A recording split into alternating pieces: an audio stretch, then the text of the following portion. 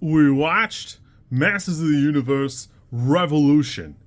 Teela joins forces with He-Man and the other Masters in their quest to save Eternia from the grip of darkness.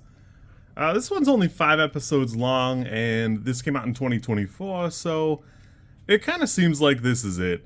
There's no real indicator so far that we're going to get more, which is really a shame because I think this show kind of rips. This one has a lot of different problems where I saw where people took issue with the first episode of Revelations killing He-Man, but doing that established that death wasn't permanent, and it gave a lot of different characterization to some characters that maybe we haven't seen before. Again, it's been a long time since I watched either the 2000 show, that I have not watched the 2020 like CGI one, and it's been obviously a hot minute since I saw the one in the 80s, but we get a lot of flavor of Man-at-Arms, Teela, Arda, some characters that we probably haven't seen a bunch of, some cool scare glow moments. We've gotten a lot of cool moments, especially Evil Lynn, finally coming into her own and getting some well-deserved kind of respite from Skeletor. There are a lot of cool things going on in that season. There are a lot of questions that we don't have answered even now. Unfortunately, this season feels like it's at a breakneck pace. It's sad because this feels like the show finally found its stride. It knows what it wants to be. It's definitely got an identity, and unfortunately, it seems like it was only given half the runtime it needed. It's the opposite of every CW show you've ever seen, where I like the moments. I like what's going on here, but it feels like 5 episodes is about half as many as you need, because you don't really get any time to fully appreciate it. Teela's on her own fantastic quest, seems really cool, seems really interesting, but none of those moments are given enough time to breathe or like time to be fully engaged with. We're moving so fast through these 5 episodes, it's hard to really enjoy any of them. The presence of like Hordak and Mother Box feels like they breeze by really fast, which is really a shame because I think it's really cool. They play an interesting dynamic with Skeletor. That Keldor subplot has been hinted at a lot in a lot of different media, so it's really cool to see it become a thing or be presented outright and be a plot point, but unfortunately we just don't get enough time with it to really enjoy it. And there's even like little bits and bobs where we would have liked to see a little bit more of like the side characters, maybe how Arda's coming to terms with being Man-at-Arms. There's a lot of stuff here that I feel like we just don't get enough time to fully appreciate, which is kind of a shame. Other than that, I really enjoy it. Again, the animation feels really crisp. There are a couple flashbacks where the animation is a different style, and I think that is 10 out of 10.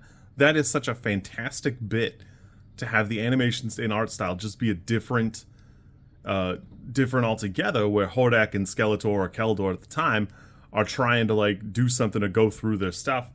I think that's really cool.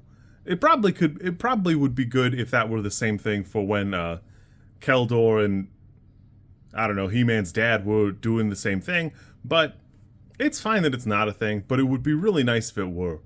This is probably a great example of almost everybody who is a named character in the show has a celebrity voice, and while I think that hurts Invincible, it's a clear case where obviously it can work and be pretty well done. Again, I think Mark Hamill's a little too jokery for what we're talking about, even when he's Skeletech, but it's kind of on brand. It's hard to really fault him other than he's just cemented himself as he's definitely Mark Hamill, and Mark Hamill was mostly Joker in a lot of ways. Keith David does a great Hordak. We're getting a lot of cool people here, a lot of cool little bits and bobs. Gwildor shows up, and whether you like Gwildor or not, it's kind of cool to see this show acknowledge basically everything it can. It's really jam-packed with little bits and bobs. Even the 2 characters that show up, it's the elephant guy and the other one. I had to look them up, because I was like, God, that's kind of weird. I remember this one design, but I don't remember seeing them in much. That's because they came out basically at the tail end of everything, so they haven't had much presence in media. So it's kind of cool that they got, animated and presented as if they were just right alongside the other Masters of the Universe. Really, this world is so jam-packed with stuff. I really would like to see more of this. I would be happy to see more of this show just keep going. I love the animation. I love what's going on. I love the things we have going for it. But as a presentation, this one does feel like it's way shorter. It probably could have stood to be the full 10 episodes and had like more time to breathe for some of these moments and then be setting up for part 3. Unfortunately, so far, I don't see any indication that we're going to get more of it. Kevin Smith says it's kind of up to Mattel and Netflix, and I don't know, that could really go either way. Either way, this was pretty fun. I had a pretty great time with this. It's pretty interesting. I think the voice cast does a great job. Everybody here's presented pretty well. I really appreciate checking out Evelyn and seeing her journey.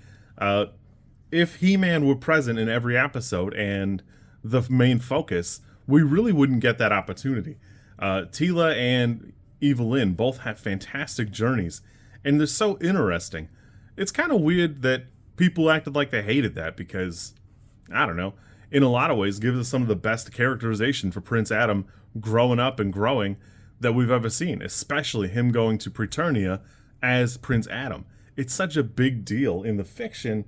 It's kind of weird to see people act like that's not a cool thing. Oh well, you kids be good. I'll catch you soon. I definitely recommend watching Revolution. It's definitely one of the cooler bits for the franchise. And I think it's well put together. There are a lot of Netflix shows that get less to animation and less to character design. This is great. You kids be good.